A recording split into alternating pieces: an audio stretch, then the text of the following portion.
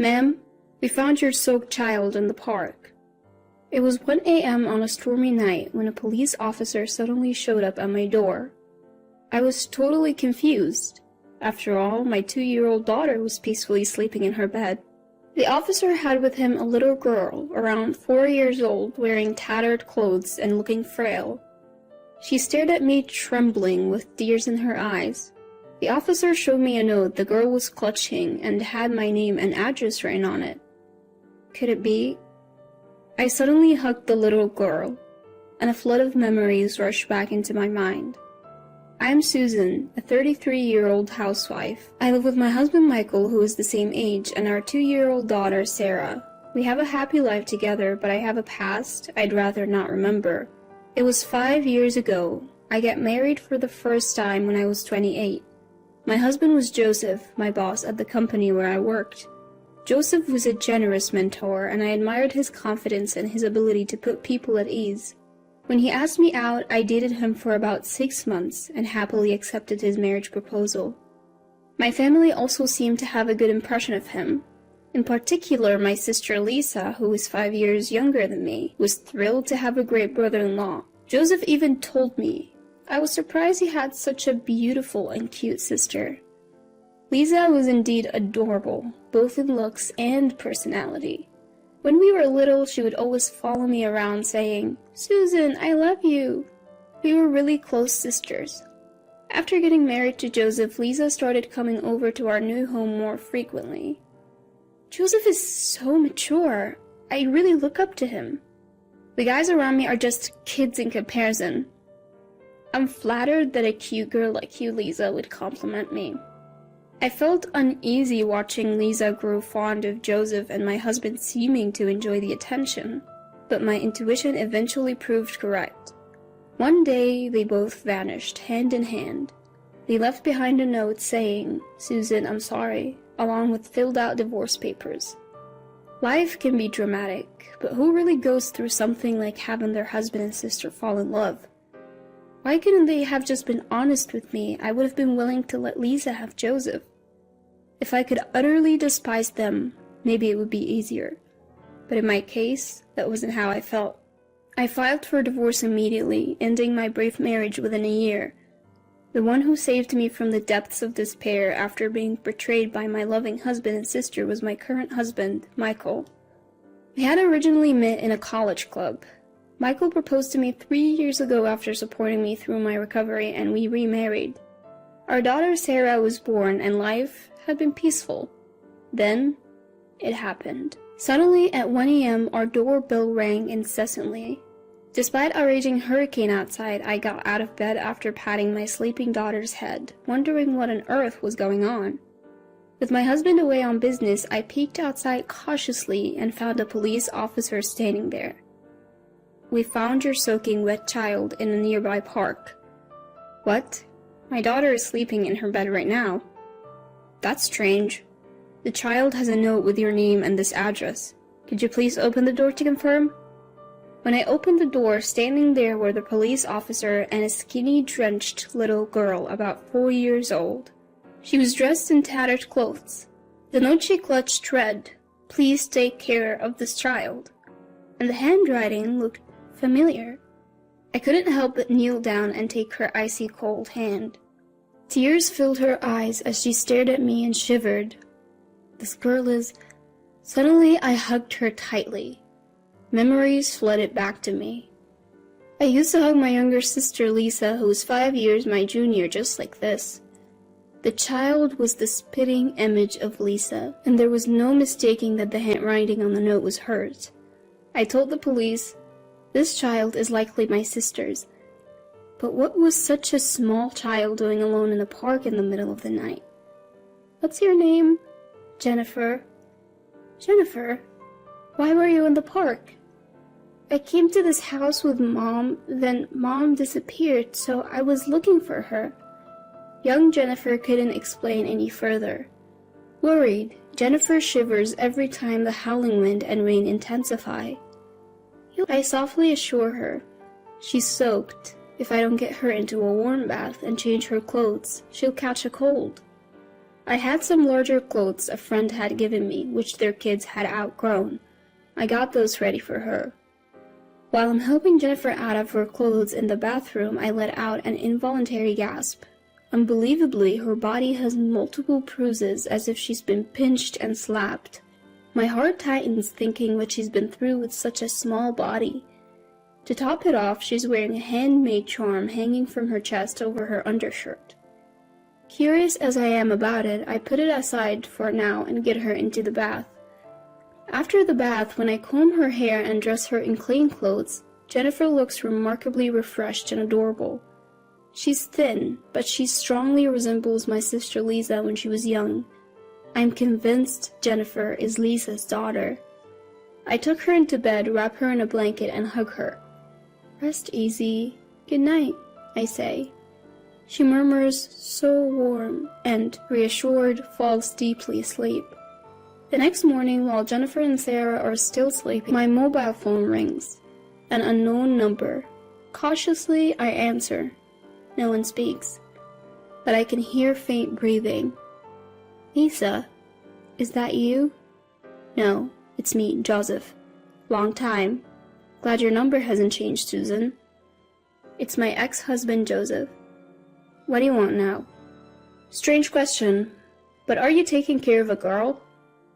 I hesitate, but feign ignorance, recalling last night.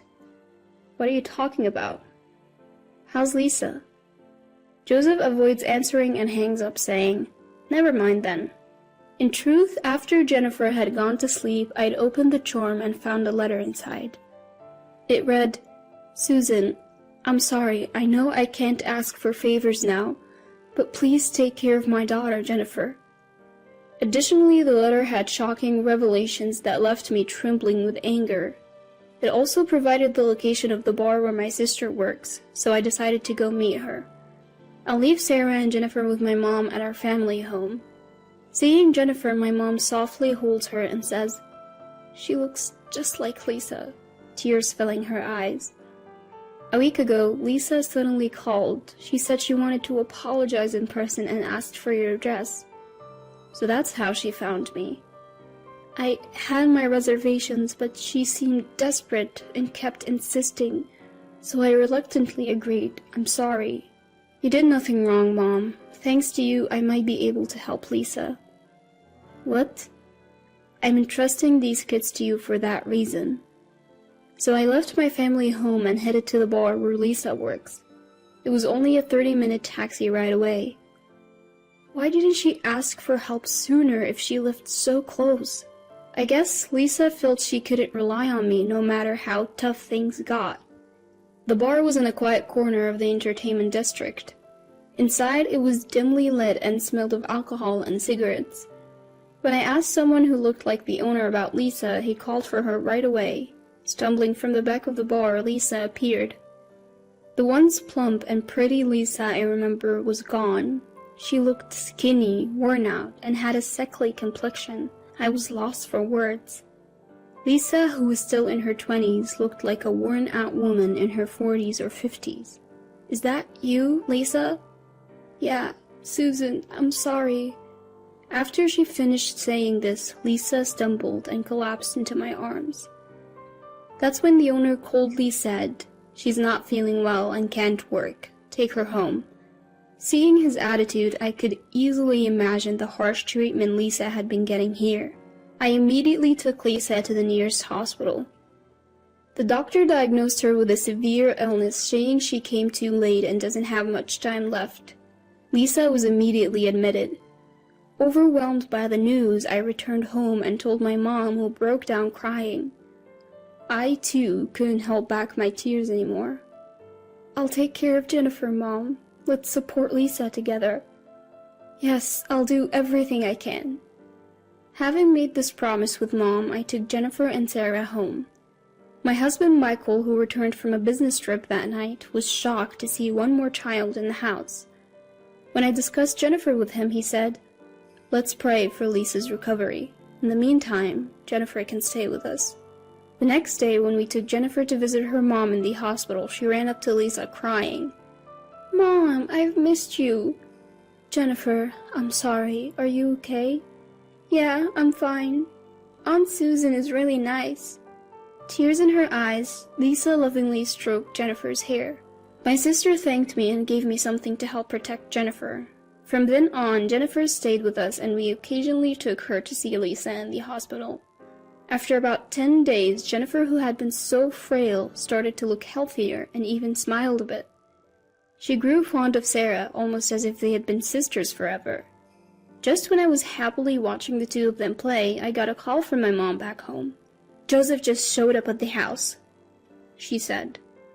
"I am demanding to know where Lisa and Jennifer are. Hand them over right now." "I got scared and gave him your address. I'm sorry. Get out of there before he finds you."